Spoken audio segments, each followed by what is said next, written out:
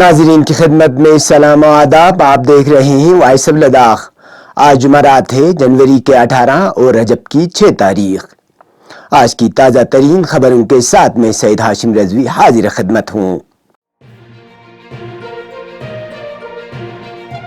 آپ دیکھ رہے ہیں آپ کا پسندیدہ news channel voice of Ladakh.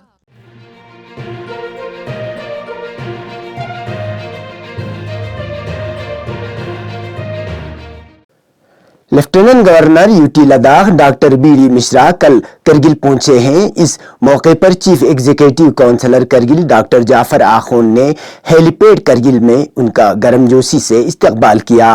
ذرائع کے مطابق اس دوران ایل جی موصوف حالیہ بھرتی نوٹس کے حوالے سے مختلف حلقوں کی طرف سے اٹھائے گئے مسائل پر وضاحت کے علاوہ ڈیلی ویجرز کی اجرتوں میں تاخیر سے متعلق مسائل پر غور و خوض کریں گے.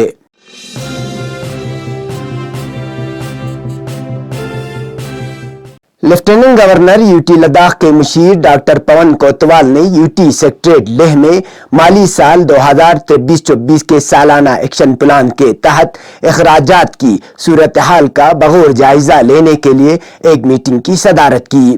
میٹنگ میں جاری مالی سال 2023-24 کے اخراجات کی صورتحال کے جامع جائزے پر توجہ مرکوز کی گئی، جس میں نظرثانی شدہ تخمینہ تجویز کی جانچ کے ساتھ ساتھ ترقیاتی پیکیج ایس ڈی پی اور ریاستی sector projects S S P کے تحت مالی سال 2024-25 کے لیے جاری پلان کی گزارشات پر مرکوز کی گئی، جس میں کیپٹل ایکسپینڈیچر پر خاص زور دیا گیا تھا.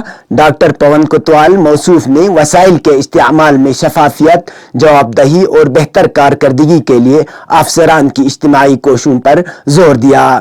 ڈاکٹر پون کوتوال نے پیش رفت پر اطمینان کا اظہار کیا اور تمام سٹیک ہولڈرز پر زور دیا کہ وہ مجوزہ منصوبوں کے کامیاب نفاذ کے لیے اپنی کوششیں جاری رکھیں. اجلاس میں تمام کمشنر سیکرٹریز کے علاوہ deputy commissioner Leh, deputy commissioner Kargil, محکموں کے سربراہ، chief engineers UT Ladakh, account officer اور ٹریجری کے ڈائریکٹر، محکمہ منصوبہ بندی کے افسران اور متعلقہ محکموں کے افسران نے شرکت کی.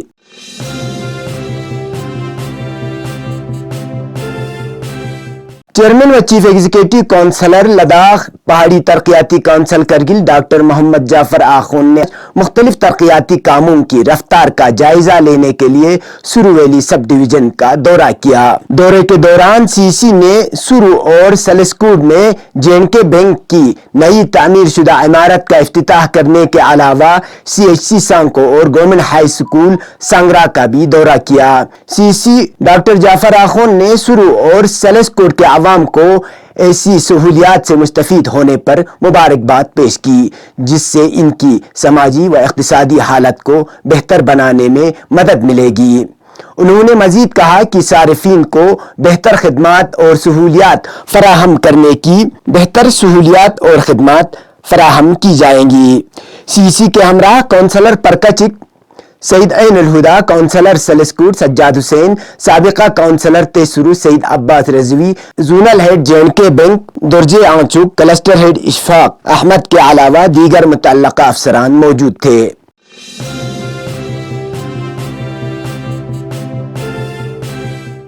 لداخ پولیس کی جانب سے موصولہ ٹریفک پلان کے مطابق آج 18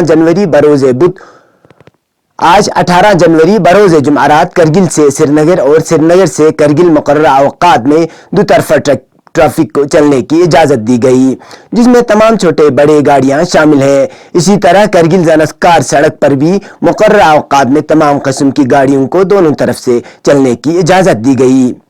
گزشتہ 24 گھنٹوں کے دوران کرگل میں درجہ حرارت -9.8 ڈگری سینٹی گریڈ درج کیا گیا. اسی طرح لیہ ضلع میں درجہ حرارت -11.8 ڈگری سینٹی گریڈ، زنسکار میں کم سے کم -13.8 ڈگری سینٹی گریڈ اور دراس میں درجہ حرارت کم سے کم -13.1 ڈگری سینٹی گریڈ ریکارڈ کیا گیا.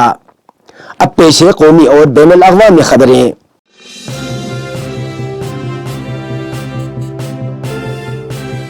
عام آدمی پارٹی کے راجیہ سبھا رکن پارلیمنٹ راگھو چڈھا نے منگل کے روز کہا کہ چندی گڑھ کے میئر کے انتخابات میں اپوزیشن جماعتوں کا انڈیا اتحاد جیتے گا اور جیت 2024 کے لوک سبھا انتخابات کا آغاز ہوگی۔ چڈھا نے میڈیا سے خطاب کرتے ہوئے کہا کہ 18 جنوری کو چندی گڑھ کے میئر کے انتخابات میں بی جے پی کے ساتھ انڈیا اتحاد کا پہلا مقابلہ ہونے جا رہا ہے۔ یہ 2024 لوک سبھا انتخابات کا آغاز ہوگا۔ انہوں نے کہا کہ یہ الیکشن ثابت کرے گا کہ آنے والے دنوں میں انڈیا اتحاد اور بی جے پی کے درمیان مقابلہ کا کیا نتیجہ نکلے گا۔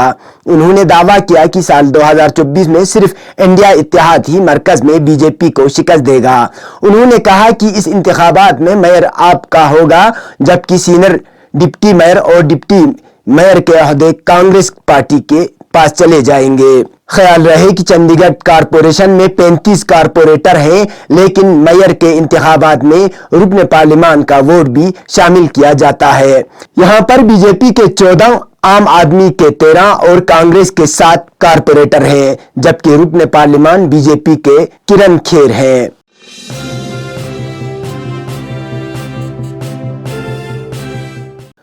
مزدور تنظیموں اور ٹریڈ یونین نے اسرائیل میں ملازمت کے لیے ہندوستانی مزدوروں کی بھرتی پر تشویش کا اظہار کیا ہے، کیونکہ اتر پردیش اور ہریانہ کے حکام نے اسامیوں کے لیے درخواست دہندگان کی اسکریننگ شروع کرنے جا رہے ہیں۔ دی ہندو کے مطابق کارکنوں کا استدلال ہے کہ حکومت بیرون ملک تنازعات والے علاقوں میں کام کرنے جانے والے ہندوستانی مزدوروں کے لیے طے شدہ عمومی حفاظتی معیارات کو نظر انداز کر رہی ہے۔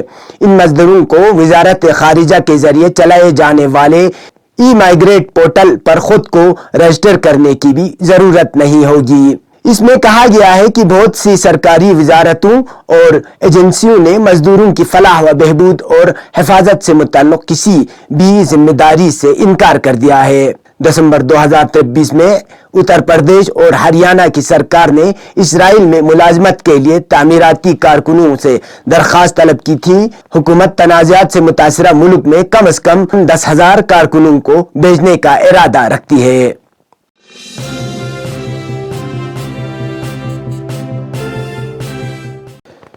یمن کی نیشنل سیلیبریشن حکومت کے ترجمان محمود عبدالسلام نے الجزیرہ ٹی وی کو انٹرویو دیتے ہوئے کہا کہ امریکہ ہمارا نام دہشت گردوں کی فہرست میں ڈال کر سیاسی اہداف حاصل کرنا چاہتا ہے۔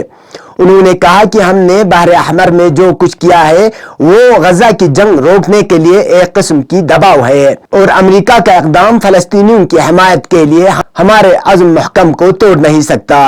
محمد عبدالسلام نے کہا کہ ہمارے خلاف واشنگٹن کے فیصلے کا کوئی نتیجہ نہیں نکلے گا اور ہم ملت فلسطین کی حمایت کرنے کے اپنے موقف سے پیچھے نہیں ہٹیں گے۔ انہوں نے کہا کہ امریکہ کا حالیہ فیصلہ ہمیں ملت فلسطین کی حمایت کے عزم کو مزید مضبوط بنائے گا۔ واضح رہے کہ امریکہ کی وزارت خارجہ نے بدھ کو اعلان کیا کہ واشنگٹن انصار اللہ کو اپنی دہشت گرد گروہوں کی فہرست میں ڈال رہا ہے۔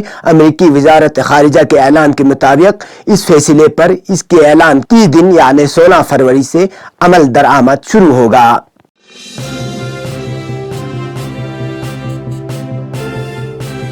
ایران کی جانب سے پاکستان میں دہشت گردوں کے ٹھکانوں پر میزائل حملے کے بعد پاکستان کی جانب سے بھی اسی طرح کی جوابی کارروائی انجام دی گئی۔ رپورٹ کے مطابق ملک کے جنوب مشرقی صوبے سیستان و بلوچستان میں مختلف علاقوں میں متعدد دھماکوں میں 3 خواتین سمیت 7 غیر ایرانی کی ہلاکت کی تصدیق کی ہے۔ آپ کو بتاتے چلیں کہ ایرانی میزائلوں نے پاکستان میں دہشت گرد تنظیم جیش العدل کے 2 ٹھکانوں پر حملہ کیا تھا۔ دہشت گرد تنظیموں نے اس سے قبل ایران پاکستان سرحد کے قریب ایرانی سیکورٹی فورسز پر حملہ کیا تھا۔ ایران نے کہا کہ اس نے دہشت گرد جیش العدل سے منسلک 2 اہداف کو نشانہ بنایا۔ یاد رہے 2012 میں قائم ہونے والے جیش العدل نے حالیہ برسوں میں ایرانی سرزمین پر کئی حملے کیے ہیں۔ اس گروپ نے دسمبر میں جنوب مشرقی شہر راسک کے ایک پولیس اسٹیشن پر حملہ کی ذمہ داری قبول کی تھی، جس میں کم سے کم 11 ایرانی پولیس اہلکار ہلاک ہوئے تھے، اور 10 جنوری کو شہر کے ایک پولیس اسٹیشن پر ایک اور حملے میں ایک پولیس اہلکار ہلاک ہو گیا تھا۔ یہ تھے اب تک کی خبریں. مجھے اور میری ٹیم کو دیجیے اجازت. اللہ حافظ.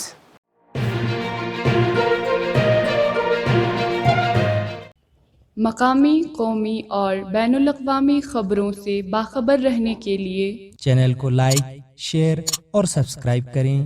ساتھ ہی بیل آئیکن دبانا نہ بھولیں.